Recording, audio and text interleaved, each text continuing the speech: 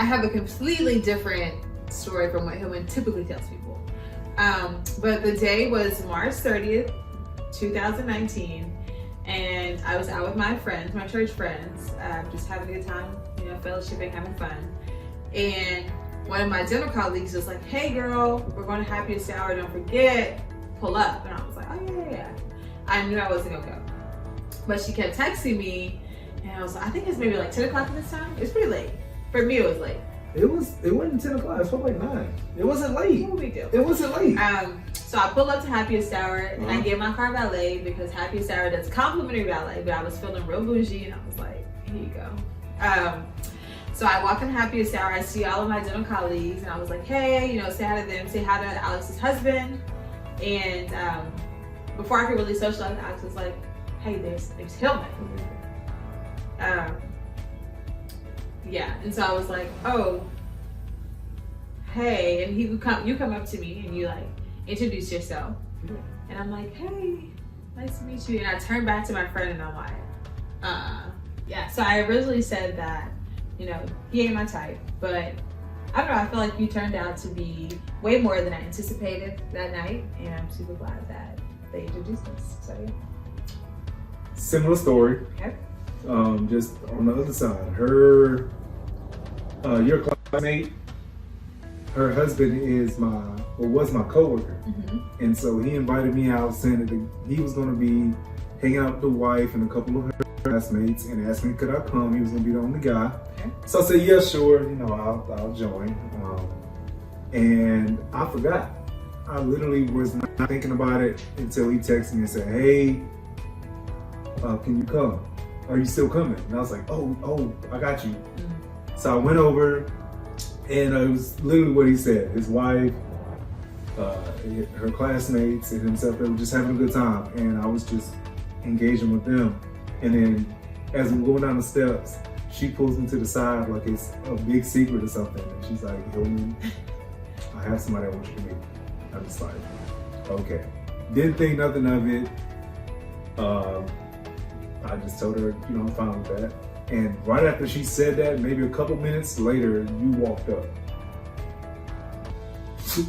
And I was like, wait, what was that? Well, what was that? You wanted to do a little snack, you know what I'm saying? No. It was just like, hey. I literally didn't think nothing of that situation. It was just like hey, how you doing? So like I noticed you, but I wasn't like, hey. Clean it up, yeah. It was just like, hey, how you doing? Like, nice looking young lady. Okay. Come to an environment, hey, how you doing? Hey, you don't swap, better things in life. So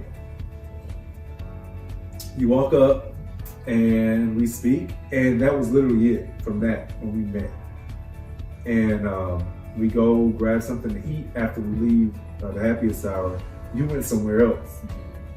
I went to get gummy worms. Went to get gummy worms. Yeah. And so we they're asking me, what'd you think of her? And I'm like, oh, she's cool. I didn't think nothing of it. Like, she's cool. Was that cute? Yeah, you were pretty. Okay. Anyways, so we leave from there, go to the friend's house, and excuse me, that's when it, I noticed you started to notice me. And the reason I say that is because I was playing music. Okay. And the playlist was like, it was like that. It was so when you say to me, hey, send me the playlist, in my head, send me anything involves a number. And I showed my airdrop, but it's cool. It's cool. Ain't nobody airdrop it. It's cool. No airdrop. It's fine. You gave me your. I did. So you were, semi-interested at that point. Debatable. Okay. But anyways, gave me your number, sent you the playlist. Through the rest of that evening, we continued to interact. When did we meet? 2002? At Hampton University. Freshman year. You were working in the dorm. At your dorm. At my dorm. Mm-hmm. What was your responsibility? To see me? Actually, Guilty Grape.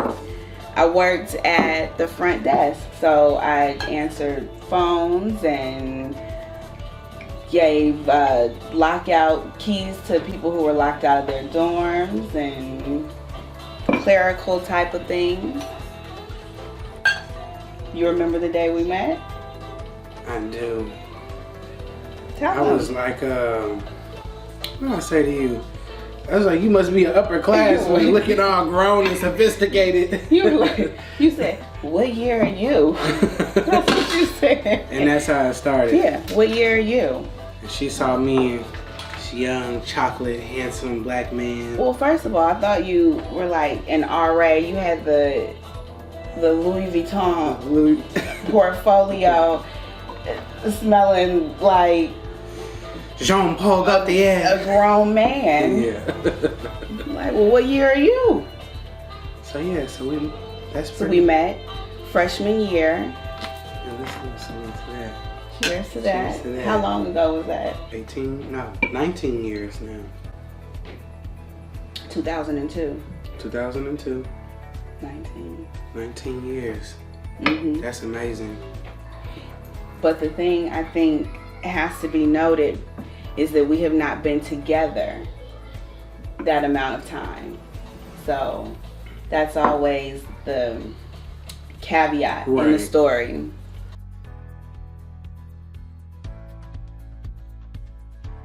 I would definitely say I like the essence of surprise, like the element of surprise. I like to like catch you when you're like least aware, and to show you that like, hey, you don't think I was thinking about this, but I'm thinking about you in this way, and I want to celebrate this way.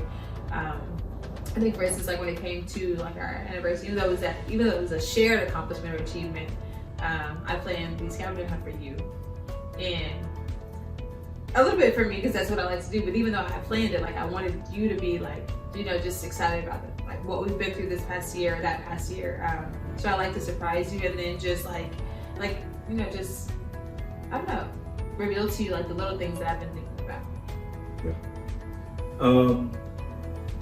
You know me, I'm always let's go. Let's just go out. Let's just go hang out. Let's go have a good time. Devin is the turn up king. Let's just go. My Let's just gosh. go. Like let's just go out, have fun, be in the moment, celebrate the accomplishments, celebrate our lives. I love to just. It's the little wins that, to me, it's the little wins that make the big wins even more exciting, because it's the little things that you stuck with and were strategic about getting accomplished. And it's just like, we're gonna turn up. I don't care. And Yes, we are. turn up is not always a, You don't always be drunk or like yeah, blacked out. nothing like that. It's Turn like, up we're is like, gonna let's just celebrate. go. Let's just go eat wherever you want to go. Let's just go. I think I celebrate your accomplishments by first and foremost being present and making myself available to support you in whatever it is that you need in that moment. I think that's the most important thing, and lifting you up and acknowledging you, praising you, giving you words of affirmation, making sure that you feel secure. From my end, that you're equipped and you're well prepared to embark on whatever it is for you. Well, I think one of the ways that I celebrate your accomplishments, I like to make sure that you have experiences. And so coming off of your birthday, which was just 2 days ago, having an opportunity, and especially being in the climate that we're in now, having to be creative and thinking outside of the box and pivoting when things change. I like the element of surprise and being able to show you different ways. Well, you did that, girl. Cheers to that. Hold on, we gotta get a drink.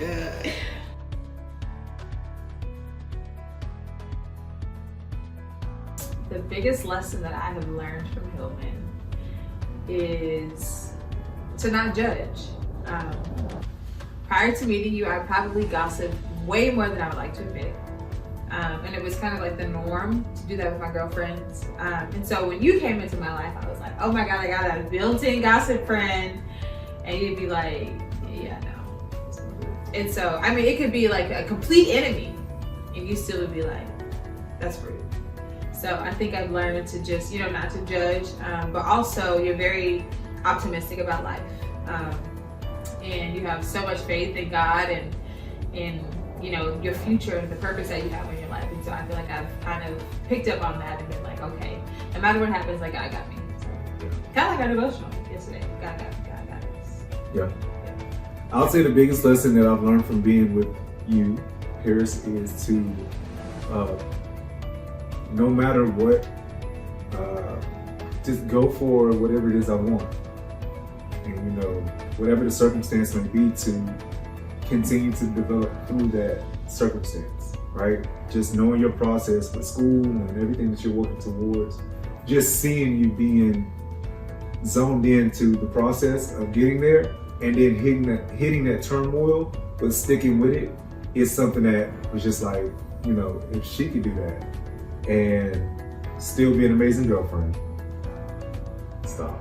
Then no, I'm just still, then I can do the same thing. And so I'd say that was one of the biggest lessons I've learned, just to continue to fight for whatever it is that you want. Even though that's something that I've always done myself, it has enhanced even more being with you and just seeing your process.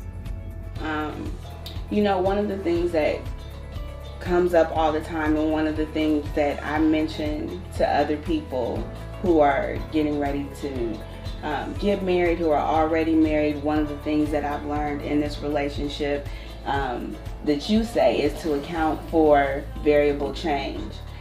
And I think it goes beyond outside circumstances. I think it really plays to the individual, that you have to keep in mind that the person that you're with is going to change. Right.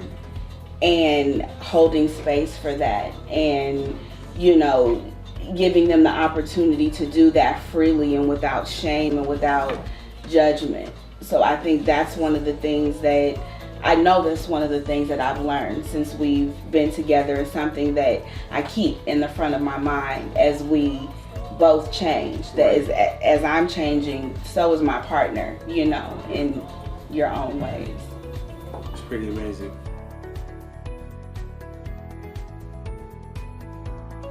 Well, in preparation for answering this question, I thought it would be a good idea to reference author Bell Hooks. We've read some of this together. And before even looking at Black love, I think it's important to just look at the word love, period. At its nucleus, because we all have a different definition of it, but this is one of the most interesting and straightforward and really all-encompassing ways I've heard love defined. And it says, this experience of genuine love being a combination of care, commitment, trust, knowledge, responsibility, and respect.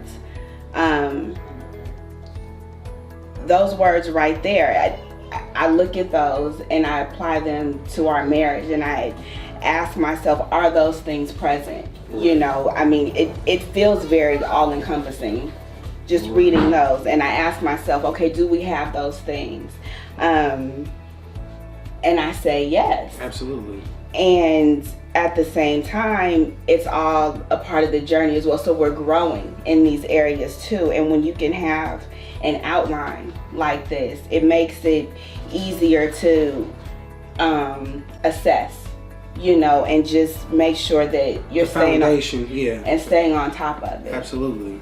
Yeah, I think my journey in marriage has taught me more so about self-love and the appreciation for self and loving yourself before you're really genuinely able to love somebody else. And one thing I've encouraged myself to do is really practice what self-love is and redefine what that looks like for me at this stage of my life and my marriage and being a father and a businessman.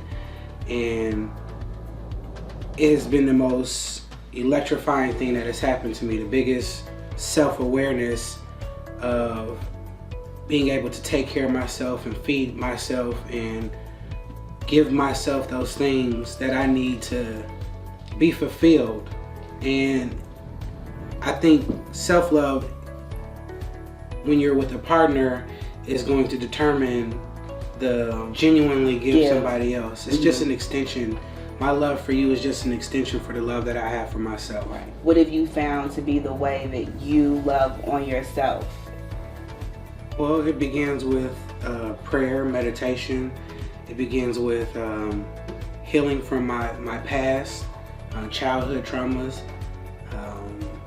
What about something unconventional? Physically, working out, doing artwork, driving in a car by myself with the music down and the phone off. Yeah. Figuring out ways to get those moments of just self-reflection and peace. And peace to me looks like being still and being happy and being able to be in my thoughts wholly and presently. So, it's just a recharging mechanism for me.